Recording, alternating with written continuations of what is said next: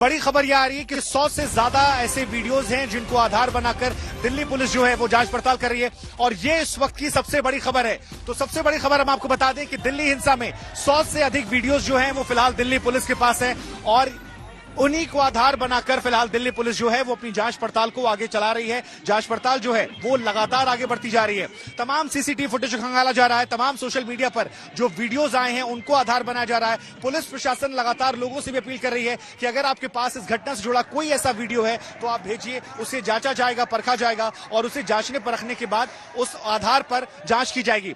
आशुतोष मिश्रा हमारे संवाददाता हमारे साथ जुड़ रहे हैं। आशुतोष भी लगातार हमारे साथ जुड़े हुए रहे हैं सुबह से। आशुतोष, जरा ये समझाइए, कहा जा रहा है कि 100 से अधिक वीडियो सामने आए हैं जिनके आधार पर यह जांच पड़ताल आगे बढ़ाई जाएगी। क्या जानकारी आपके पास, क्या नई अपडेट क्या आपके पास ग्राउंड जीरो से? शुभंकर, 100 से ज्यादा भी हो सकते हैं। देखिए, जब ये सब पूरी घटना घट रही थी, कल ही बहुत सारे वीडियो सामने आ गए। हर हाथ में मोबाइल, स्मार्टफोन है, तो जाहिर है कम से कम 100-150 से ज्यादा वही लोग होंगे जिन्होंने मोबाइल वीडियो बनाए। एक पक्ष ने जो वीडियो सामने रखा उसमें दिखाई दे रहा है कि मुस्लिम पक्ष की ओर से लोग आए, तलवारें निकाली, स्टोन पेल्टिंग की। आज सुबह जो वीडियो आया उसमें यह दिखाई पड़ा कि जो यात्रा निकल रही थी उसमें शॉटगन, उसमें बंदूक भी थी, चाकू तलवार जैसी थी और नारे लगाए जा रहे थे। तो दोनों पक्ष अपने वीडियो दे रहे हैं। सबसे महत्वपूर्ण बात, ये पूरा इलाका पीछे रिहायशी है, लेकिन यहाँ जो दुकानें हैं लाइन से, लगभग सबकी दुकानों पर आगे सीसीटीवी लगा हुआ है। तो अगर 150 से 200 दुकानों का सीसीटीवी ही निकाल लेंगे तो अपने आप में पर्याप्त फुटेज हो जाती है। लेकिन जांच पड़ताल, पुलिस की आगे कार्रवाई जो चल रही है, एफआईआर सामने आ रही है। एफआईआर में कई सारी बातें लिखी गई हैं, कई सारी बातों का जिक्र नहीं है। हो सकता है जांच में उसका हिस्सा आगे बने, क्योंकि बार बार जिक्र किया गया कि जो यात्रा चल रही थी वो शांतिपूर्ण थी। जब ये पथराव हुआ और जो किस्से सामने आ रहे हैं उसमें दरअसल कंट्राडिक्शन हो रहा है पुलिस के एफआईआर के मुकाबले जो लोगों की बातचीत है।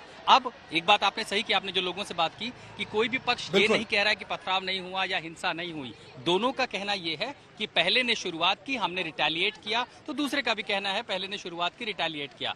सबसे अच्छी बात, सुखद बात यह है कि ये आज का दिन अब बेहद शांत है। हमने देखा लोग निकल गए अपने घरों से रोजमर्रा की जिंदगी के लिए। जो दिहाड़ी कमाते हैं, रोज की नौकरी करने वाले, वो निकल चुके हैं। लेकिन इस हिंसा के बाद कानून व्यवस्था पर दिल्ली में सवाल ये उठा है, 2 साल के अंदर 2 ऐसी बड़ी घटनाएं देश की राजधानी में पुलिस की नाक के नीचे कैसे हो गई? इंटेलिजेंस को आशुतोष, आप अपनी बात पूरी कीजिए। एक बार तस्वीर में दिखा दूं कि देखिए यहाँ पर दिल्ली पुलिस जो है वो जांच पड़ताल करते हुए आगे बढ़ रही है और ये तमाम उन गलियों की तरफ जा रही है जहां जहां पर ये कहा जा रहा है कल पथराव हुआ था।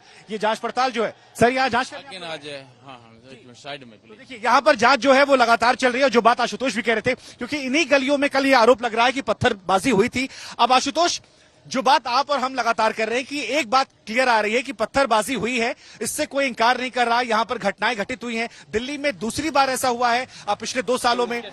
ये जो एंगल है, इसमें अभी शुरुआती जांच पड़ताल में क्या ज्यादा प्राथमिकता नजर आ रही? क्या ये सुनियोजित तरीके से था, या जो बात एफआईआर में आई है, किसी व्यक्ति का नाम आया कि 3-4 लोगों के साथ गया, कुछ लोगों के बीच विवाद था, बाद में समुदायों का विवाद हो गया?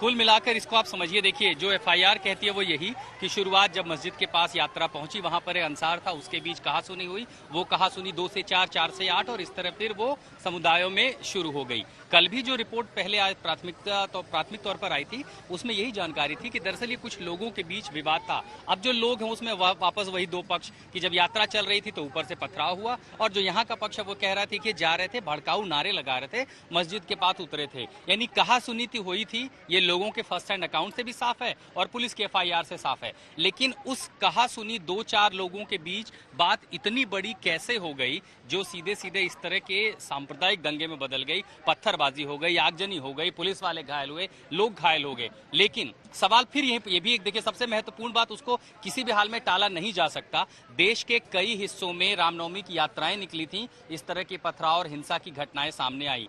क्या दिल्ली पुलिस, उसका इंटेलिजेंस इस आशंका को देखते हुए तैयारी नहीं कर पाया था? क्या पर्याप्त तैयारियां नहीं थी? उतनी संख्या में पुलिस बल क्यों नहीं था? क्योंकि देखिए पुलिस वाले भी आखिर उनको भी चोट लगी है, वो भी घायल हुए हैं। तो जब यात्रा निकल रही थी, अगर उसको ही पर्याप्त सुरक्षा दी जाती तो शायद ऐसी घटनाएं नहीं होती। लेकिन अब जब घटना हुई है तो अब जांच की बात है। क्या जांच में सारे वीडियो, सारे पहलू, सारे पक्ष लिए जाएंगे ताकि ये पता चले कि वाकई दिल्ली दंगों की तरह ये पूर्व सुनियोजित साजिश थी या फिर स्पॉन्टेनियस रिएक्शन, कुछ लोगों की मारपीट, कुछ असामाजिक तत्वों के चलते ये इतना बड़ा हादसा हो गया?